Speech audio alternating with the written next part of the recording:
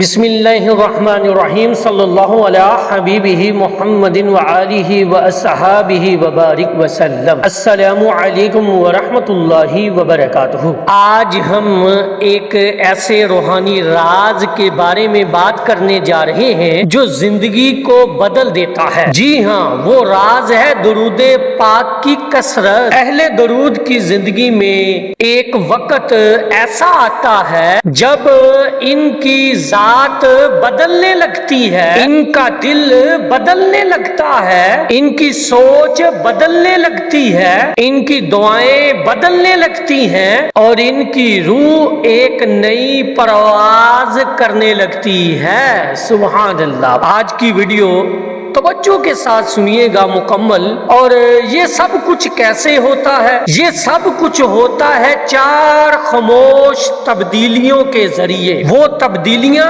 جو آہستہ آہستہ انسان کی زندگی میں اترتی ہیں اور وہ خود بھی حیران رہ جاتا ہے کہ میں اندر سے اتنا کیسے بدل گیا۔ آئیں ان 4 تبدیلیوں کو ترتیب سے سمجھتے ہیں۔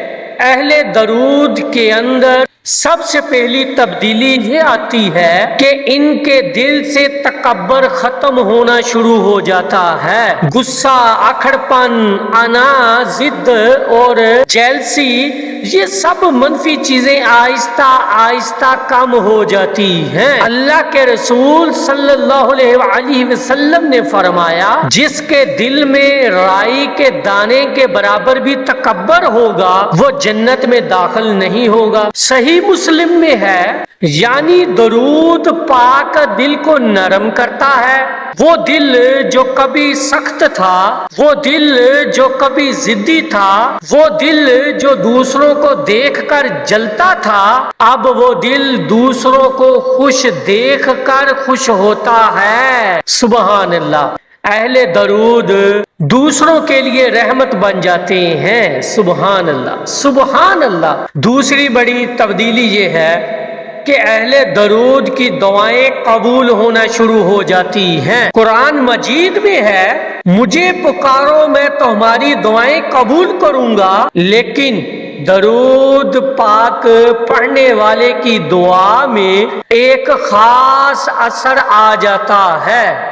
کیوں؟ کیونکہ اس کی زبان ہر وقت حضور صلی اللہ علیہ وآلہ وسلم کے ذکر سے تر رہتی ہے۔ حضرت عمر بن خطاب رضی اللہ تعالی عنہ فرماتے ہیں، دعا آسمان اور زمین کے درمیان معلق رہتی ہے جب تک نبی کریم صلی اللہ علیہ وآلہ وسلم پر درود نہ پڑھا جائے۔ یعنی اہل درود کی دعا سیدھی اللہ کی بارگاہ میں پہنچتی ہے اور دیر سویر قبول ہو جاتی ہے۔ اب تیسری خاموش تبدیلی یہ ہے کہ اہل درود کے غم ہلکے ہو جاتے ہیں۔ دنیاوی مشکلات، قرضے، پریشانیاں، بیماریاں، یہ سب عام انسان کو توڑ دیتی ہے، لیکن درود پڑھنے والا شخص ان سب بوجھوں کے باوجود اندر سے مطمئن رہتا ہے۔ کیوں؟ کیونکہ وہ جانتا ہے کہ میں اکیلا نہیں ہوں، میرے ساتھ میرا رب ہے۔ حضرت واصف علی واصف رحمت اللہ علیہ فرماتے ہیں،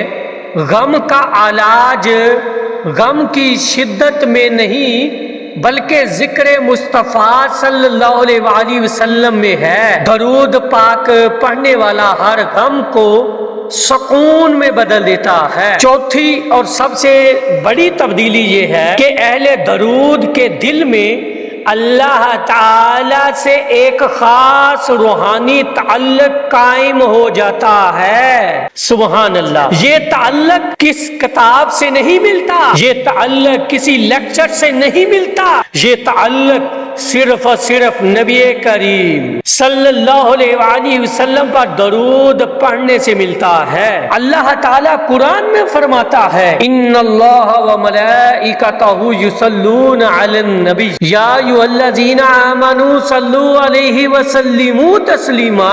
جب اللہ اور اس کے فرشتے بھی حضور صلی اللہ علیہ وآلہ وسلم پر درود بھیج رہے ہیں، تو جو بندہ اس ذکر میں شامل ہو جاتا ہے وہ اللہ کا مقرب بن جاتا ہے۔ سبحان اللہ۔ اس تعلق کا مزہ صرف وہی جانتے ہیں جن کے دل اس ذکر سے آباد ہوں۔ یہ ہے وہ چار خاموش تبدیلیاں: دل سے تکبر، غصے کا خاتمہ، دعاؤں میں اثر پیدا ہونا، غم کا بوجھ ہلکا ہونا، اللہ سے خاص تعلق قائم ہونا۔ یہ تبدیلیاں آہستہ آہستہ آپ کی زندگی میں آتی ہیں اور ایک دن آپ کو محسوس ہوتا ہے کہ واقعی میری زندگی بدل گئی ہے۔ آئیں آخر میں دعا کرتے ہیں، اے اللہ ہمیں اپنے محبوب صلی اللہ علیہ وآلہ وسلم پر کثرت کے ساتھ درود پڑھنے والا بنا دے۔ اے اللہ ہمارے دلوں سے تکبر، حسد اور غصہ نکال دے۔ اے اللہ ہماری دعاؤں کو قبول فرما۔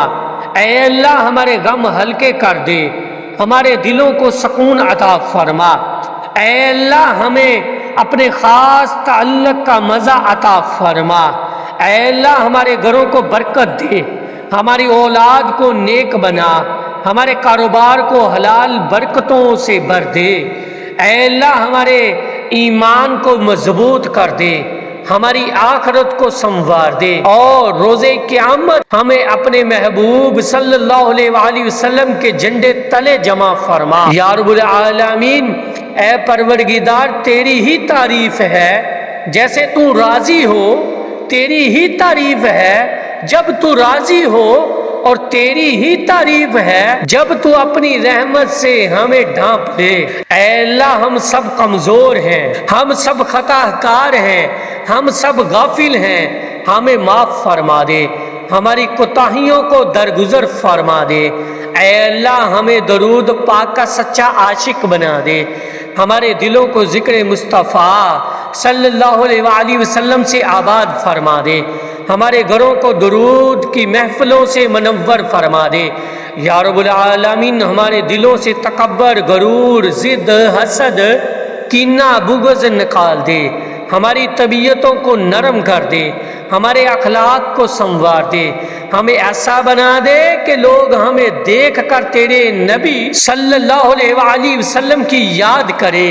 اے اللہ جو بیمار ہیں ان کو صحت کاملہ عطا فرما، جو مقروض ہیں ان کے قرض ادا فرما، جو بے روزگار ہیں ان کو حلال رزق عطا فرما۔ یا رب العالمین جن کے گھروں میں جھگڑے ہیں وہاں محبت اور سکون عطا فرما، جن کے دل غمگین ہیں ان کے غم خوشی میں بدل دے۔ اے اللہ ہماری دعاؤں میں اثر عطا فرما، ہمارے ہاتھ جب اٹھے تو خالی واپس نہ جائیں، ہمارے لبوں سے جو دعا نکلے وہ تیرے عرش تک پہنچے اور قبول ہو جائے۔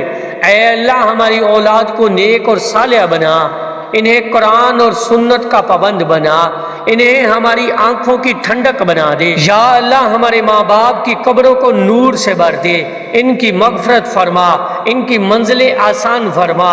یا اللہ جن کے والدین زندہ ہیں انہیں صحت اور لمبی نیک زندگی عطا فرما۔ اے اللہ اس وطن عزیز پاکستان پر اپنا خاص کرم فرما، اس کی حفاظت فرما، اس کو دشمنوں کے شر اور فتنوں سے محفوظ فرما۔ یا اللہ امت مسلمہ پر اپنا خاص کرم فرما، جہاں جہاں مسلمان ظلم کے شکار ہیں ان کی مدد فرما، ان کے خون کو گواہ بنا کر ہماری غفلتوں کو معاف فرما اور ہمیں بیداری عطا فرما۔ اے اللہ ہمیں وہ خاص تعلق عطا فرما جو اہل درود کو ملتا ہے، ہمیں اپنی معرفت عطا فرما، اپنے قرب کا مزہ عطا فرما، ہمارے دل تیرے ذکر سے روشن کر دے، ہماری زبانیں درود سے تر رکھ، ہماری قبریں نور سے بھر دے، اور قیامت کے دن ہمیں اپنے حبیب صلی اللہ علیہ وآلہ وسلم کے ہاتھوں اور قیامت کے دن ہمیں اپنے حبیب صلی اللہ علیہ وآلہ وسلم کے ہاتھوں حوض کوثر سے سیراب فرما۔ یا اللہ ہمارا ایمان سلامت رکھ، ہمارا خاتمہ ایمان پر فرما، اور جنت الفردوس میں ہمیں نبی کریم صلی اللہ علیہ وآلہ وسلم کی رفقت نصیب فرما۔ اے اللہ ہم سب کو بخش دے، ہماری دعاؤں کو قبول فرما، اور ہمیں دنیا اور آخرت کی کامیابیاں عطا فرما، اور ہمیں دنیا اور آخرت کی کامیابیاں عطا فرما، آمین یا رب العالمین۔